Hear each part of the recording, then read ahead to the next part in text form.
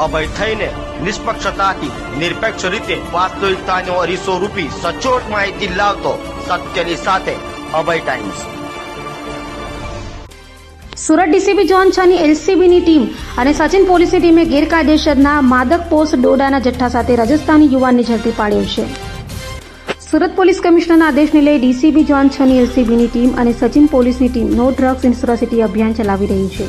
ત્યારે સુરતની DCB zone 6 ની એલસીબીની ટીમના અનાર્મ હેડ કોન્સ્ટેબલ ભગવાન પ્રકાશ રાવ અને સચિન પોલીસ મથકના અનાર્મ પોલીસ કોન્સ્ટેબલ પ્રકાશ કુમાર બાબુલાલને મળેલી બાતમીના આધારે સચિન ગુજરાત હાઉસિંગ બોર્ડ કનકપુર કંસાળ પાસેથી રાજસ્થાની યુવાન મનોહરલાલ ભગવાન રામ બિશ્નોઈને ઝડપી પાડી તેની પાસેથી 15,000થી વધુની કિંમતનો ગેરકાયદેસરના માદક પોસ્ટ ડોડા એટલે કે પોપીસ્ટ્રોટોનો જથ્થો કબજે કરી તેની વિરુદ્ધ કાયદેસરની કાર્યવાહી હાથ ધરી હતી।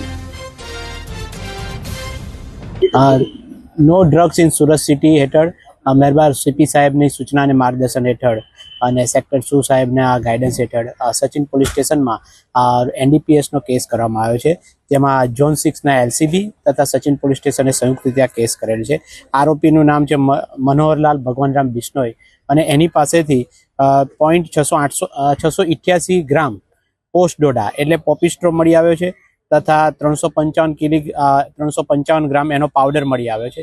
એમ ટોટલ મળીને 53,055નો એક એનડીપીએસનો કેસ કરવામાં આવ્યો છે। આમ સુરત શહેરમાં ડ્રગ્સ ના આવે તેના માટે સુરત શહેર પોલીસ કટિબદ્ધ છે।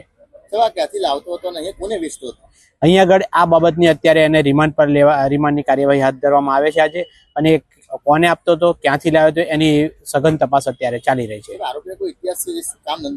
અત્યારે આરોપીનો જે ઇતિહાસ પ્રમાણે અત્યારે પહેલી વખત પકડાયેલો છે, છતાં પણ અમે એની સર્ચ ચાલુ રાખીએ છીએ।